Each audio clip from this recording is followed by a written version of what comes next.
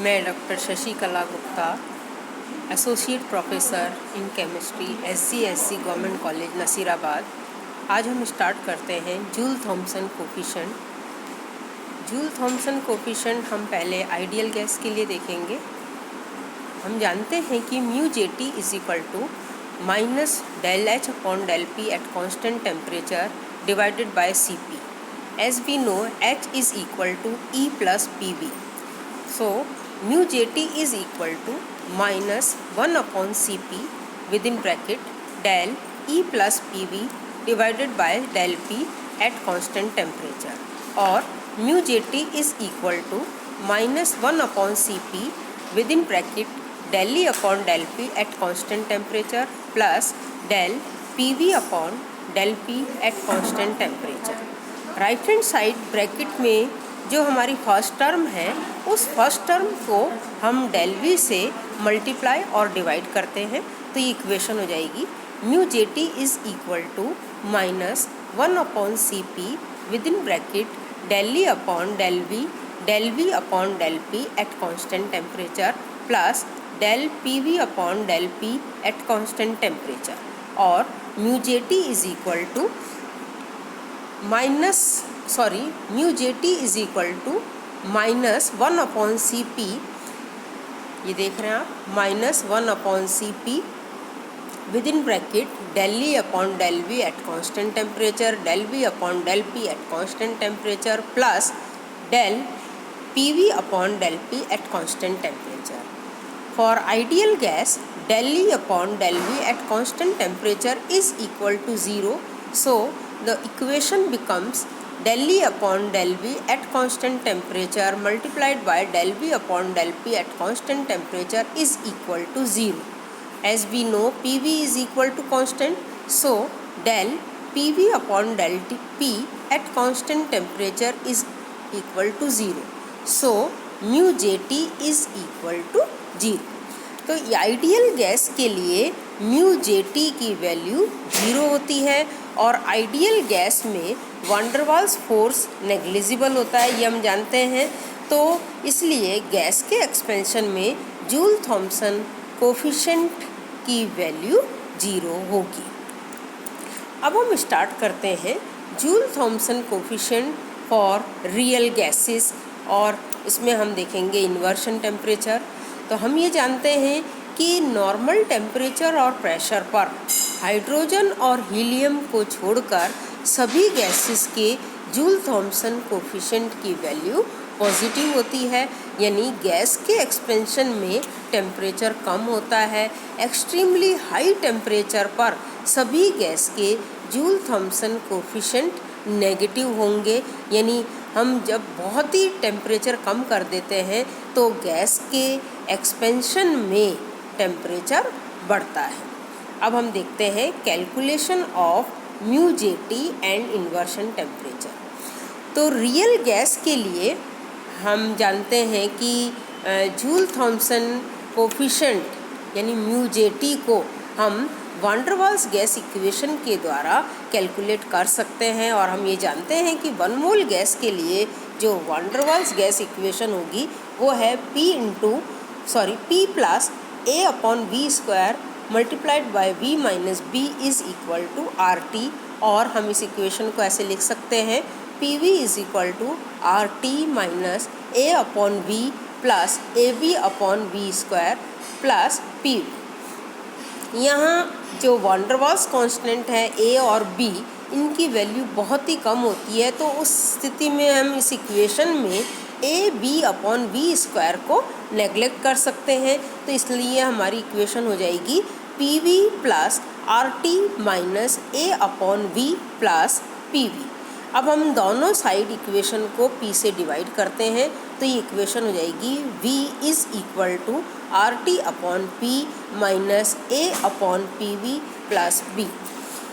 1 mole gas के लिए हम ये जानते हैं कि PV is equal to RT इस इक्वेशन में पुट करते हैं तो ये इक्वेशन हो जाएगी V is equal to RT upon P minus A upon RT plus B।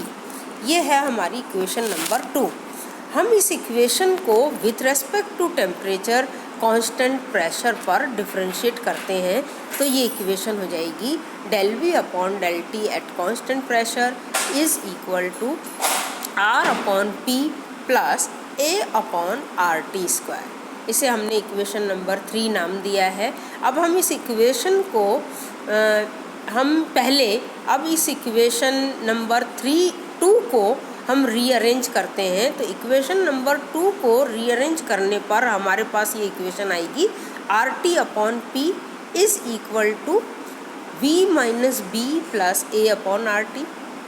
हम इस इक्वेशन को T से डिवाइड करते हैं तो हमारे पास इक्वेशन आ जाएगी R upon P is equal to V minus B upon T plus AB upon A upon RT square.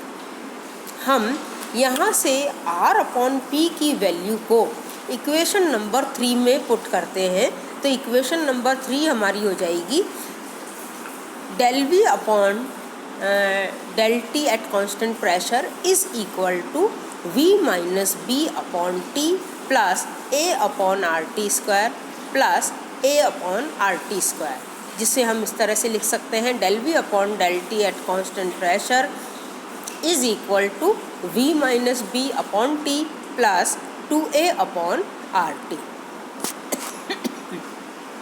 2A upon RT square.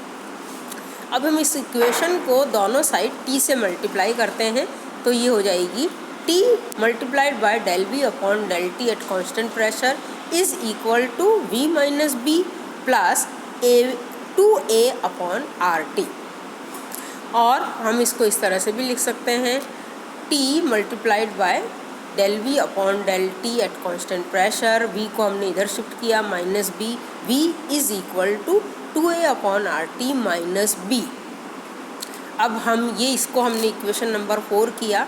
अब हम ये भी जानते हैं कि ये रिलेशन होता है del T upon del P upon at constant enthalpy is equal to minus del H upon del P at constant temperature divided by Cp।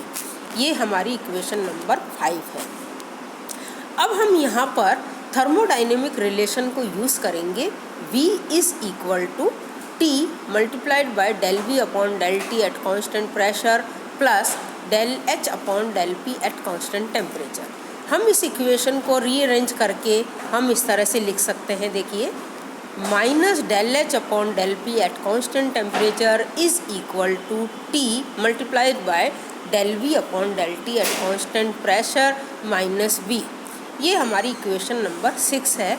यहाँ हम जो है del H upon del P at constant temperature की value को हम equation number 5 में put करते हैं तो इक्वेशन नंबर 5 हमारी हो जाएगी del T upon del H del P at constant enthalpy H, है ना, is equal to 1 upon Cp multiplied by T multiplied by del V upon del T at constant pressure minus V। ये हमारी equation number 7 हो गई। अब आप देखिए equation number 4 और इक्वेशन नंबर 7 को जब हम ध्यान से देखें तो हम इस इक्वेशन को इस तरह से लिख सकते हैं del T upon del P at constant enthalpy is equal to 1 upon Cp within bracket 2A upon RT minus B और mu JT is equal to 1 upon Cp multiplied by 2A upon RT minus B। ये आपकी equation number 8 हो गई। अब इस equation में क्योंकि 2A upon RT is greater than B तो म्यू JT की वैल्यू पॉजिटिव होगी और यदि 2A upon RT is smaller than B तो म्यू JT की वैल्यू नेगेटिव होगी। तो म्यू JT की वैल्यू और साइन ये उस टेम्परेचर पर डिपेंड करता है जिस पर कि हमने गैस का एक्सपेंशन किया है। तो वह टेम्परेचर जिस पर म्यू JT की वैल्यू 0 होती है उसे हम इन्वर्शन टेम्परेचर कहते हैं। अब हम जानते हैं कि यदि T is equal to TI लिखा तो जो ऊपर वाली इक्वेशन है वो हम इस तरह से लिख सकते हैं mu JT is equal to 1 upon Cp within bracket 2A upon RTI minus B is equal to 0। हम इस इक्वेशन को इस तरह से लिख सकते हैं जो ऊपर वाली है, 2a/RTi is equal to B और Ti is equal to 2a/RB। तो प्रत्येक गैस के लिए कांस्टेंट टेम्परेचर से कम टेम्परेचर पर अगर गैस का एक्सपेंशन किया जाता है तो गैस शीतलन दर्शाती है और इस ताप को यानी हम कहते हैं इन्वर्शन टेम्परेचर। तो इन्वर्शन टेम्परेचर बॉयल टेम्परेचर का लगभग डबल होता है और उसको हमने लिख दिया Ti is equal to 2TB और is equal to 2 within bracket A/RB। ठीक है, तो बॉयल टेम्परेचर ये वो मिनिमम टेम्परेचर है जिससे अधिक ताप पर गैस के PV का मान प्रेशर बढ़ाने पर उस बढ़ता है। अब हम यहाँ पर एक एग्ज़ाम्पल देखेंगे। उस एग्ज़ाम्पल से हम Ti की वैल्यू कैलकुलेट करते हैं कि माना कि एक गैस है जिसका वान डेर वाल्स कांस्टेंट की वैल्यू A की वैल्यू है 1.3 atmosphere litre square mole inverse और B की वैल्यू है 0.0329 लीटर मोल इनवर्स और R की वैल्यू है 0.0820 litre atmosphere mole inverse kelvin inverse. तो गैस का इन्वर्शन टेम्परेचर हम लिखेंगे, ये होगा Ti is equal to 2a/RB और यहाँ पर हम A, R और B की वैल्यू पुट कर देते हैं तो ये आ जाएगा 2 × 1.3/0.082 × 0.0329।